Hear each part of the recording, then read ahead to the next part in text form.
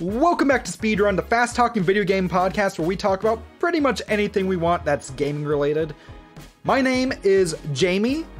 I'm Jazzie. And today, we're answering the age-old question. What is the most obscure RPG out there? Now, this is a very broad question, so I think we're just gonna limit this to what is the most obscure RPG each of us know. So don't roast us in the comments saying, actually, I made a game in Game Maker and no one's ever heard of it, so I actually know the most obscure game. Sit down and be humble and enjoy the show. Yeah, I mean, if you keyboard. And hand out of your pants as well. Come on, this is a PG-13 show. Oh my god. But if I really want to say, hey, you want to know an obscure game that literally I know no one's played? A Pokemon Cobalt version, the Pokemon game I made when I was 11. The Pokemon game that you played on stream and was also my debut into the Stuff We Play world. The Stuff We Play cinematic universe. The Stuff We Play cinematic universe. I was in the ending credits scene. It was you. There was Tails from Sonic 2. And there was Bluckles. He's like Knuckles, but like changed slightly to avoid copyright infringement. But like we could still get away with Tails. That's fine. Yes. Do you want to go first, or do you want me to go first? How about you go first? Basically, the format today is we're each going to talk about the obscure RPG we've chosen. Instead of doing 10 minutes total, we're each getting 5 minutes. So you ready for me to start the timer for you? Yeah, tell me when. Let's go. All right, so the year is the era rather is 2003 to 2006. This is a Flash game or multiple Flash games. On the Lego.com website, there used to be a bunch of dope fucking games, just really, really good, that I used to play in the school computer lab all the time.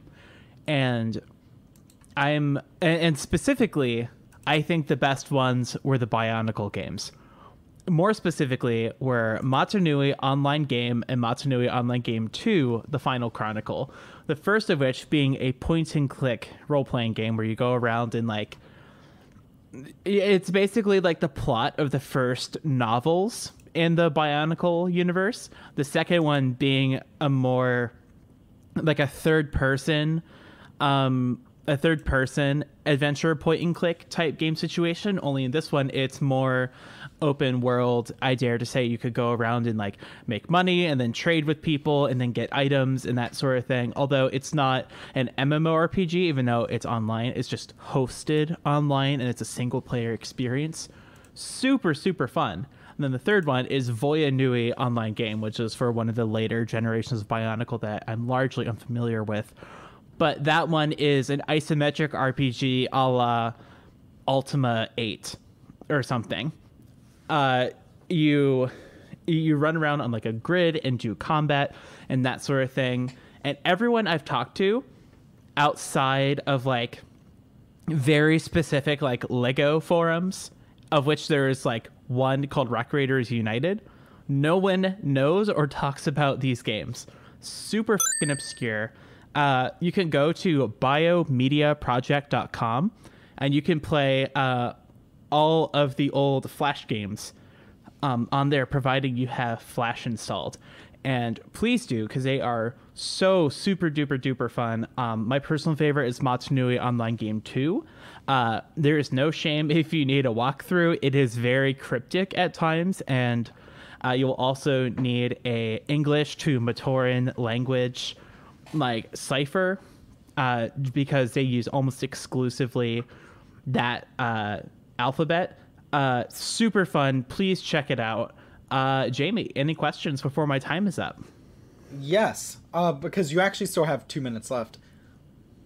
So as you said, these are on the official Bionicle website? Yes. If you went to lego.com back in like 2003 to 2006, you could go to the lego.com page, go to Bionicle, go to games, and there they were. Now, for the cipher that's needed, was that just on the website as well? That was available in a lot of the printed media. So in the comic books, in like the guidebooks, in the novels. Of course, I mean, you could look it up on the internet, but this is still when most people had dial-up connections where I lived, and most people I knew had dial-up. The only like broadband people had access to were at our library and at our school. So even if it was online, which it wasn't, it'd be really difficult to like dig through web pages in order to get to it. But thankfully, I had a lot of like the extra media more than just like the Lego kits. So I was able to translate a lot of those like glyphs and runes and such without too much hassle. And if we're talking average playtime, how long to beat each of these? I think I haven't played a ton of Voya Nui, so I can't speak to that one. The first two games, if you really take the time to savor it and let it marinate, you're looking at around like 10 to 20 hours or so if you don't like bum rush it, if you don't speed run it. Like if you really take time to enjoy the truly beautiful work that these people did in like Flash, like archaic versions of Flash, and like the music and the sound effects. If you really take your time, you can really sit down and put a lot of time into these. And again, they might be Flash game, but they are Flash games, I should say. I can speak. I know words. But they're official. They are official.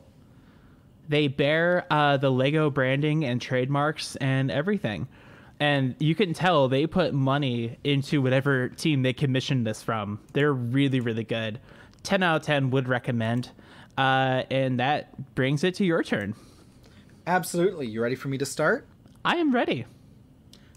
Okay, so let me begin with a question. Are you familiar with Ion Storm? Oh, that's the developer. Yes. John Romero, Tom Hall. Yeah. So, folks best known for working on Doom and Quake. So, okay, imagine this.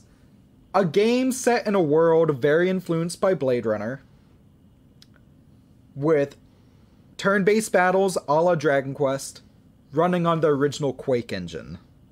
Huh.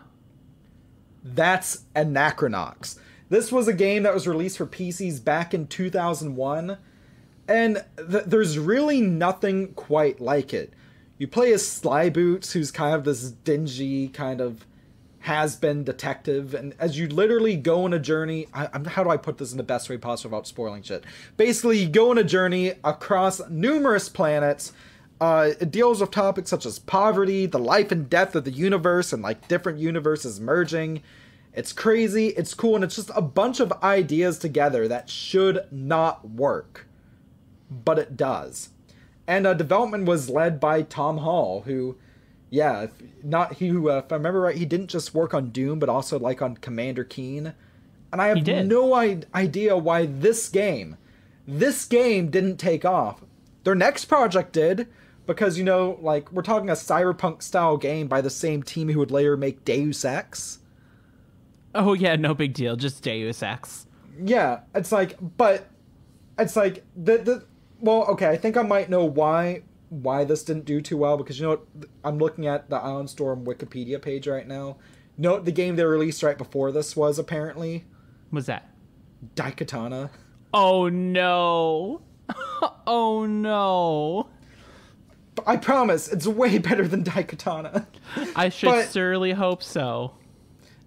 But it's legitimately great. I can't say enough of it. I've streamed it, or I guess the recording of this will be streaming it, and I've talked about it for a video I've done over on the Gamer YouTube channel about, I think the video topic was 5 cyberpunk-style games you can play instead of Cyberpunk 2077.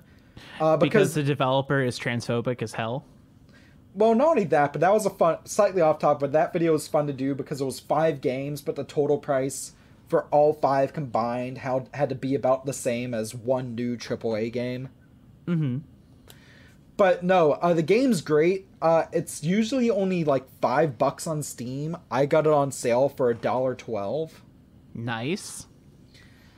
That's It's like a GOG level price. It's like a GOG level price, and it is crazy. There is literally an old man named Grumpos. Grumpos. 10 out of 10. Grumpos. 10 out of 10. I'm trying not to spoil it, but because it goes deep. Again, like it's only like a 25 to 30 hour adventure, which okay, for an RPG that's not too bad, but like there are ideas of like the birth and death of universes and shiz, you know? I'm sorry that I just rattled my water bottle into the mic. I was so thirsty. I'm so sorry. Wow, why are you getting so thirsty on stream? Oh, you know, it's all the spironolactone and estradiol just makes me so thirsty all the time. Yeah, nothing you know what makes me really, really thirsty? John Romero saying trans rights. Not Daikatana. Not Daikatana. Well put. But seriously, it's a really great game. The other thing as well is that it does something that I feel like every RPG should do. And I know I'm coming up on the end of like my time, but like this is something I have to mention because like it took frickin' Pokemon like until Let's Go to start doing this. It's one of those RPGs where like there's no quote unquote random battles, all random encounters you can see on the overworld. Which, thank God for that. Like, that's just so underrated. I think... It wasn't until I revisited Final Fantasy 1 for the PSP that I realized how much I loathe random battles. And then I realized you can just hold down the X button and just, like, just go through all the commands that you have saved. And it's like, oh, this is fine. And, like, even if there's still a lot of fights, just being able to see it on the overworld, like... the only game I can think of like that did that before this was, I guess, Chrono Trigger? Earthbound. Earthbound did that, yeah. Yes. But yeah, Anachronauts is great. My time is up. It is wonderful. If you're wondering where that crazy game name comes from, that's literally the starting planet. And John Romero says trans rights. John Romero says trans rights. This has been Speedrun. Wait, did John Romero actually say trans rights? Yeah, he said it on a stream. I'm just waiting for the comment to be like, Jazzie, stop bringing politics into gaming. It's just like, sorry, I didn't know that being pretty is politics. This has been Speedrun. This has been Speedrun. Thank you very much for watching. If you have any ideas for future episodes, please message me. If you're a transphobe or a homophobe, DNI. Yeah. But please stay classy, be nice to people. If you're going out, wear a mask, and we'll see you next time. Bye.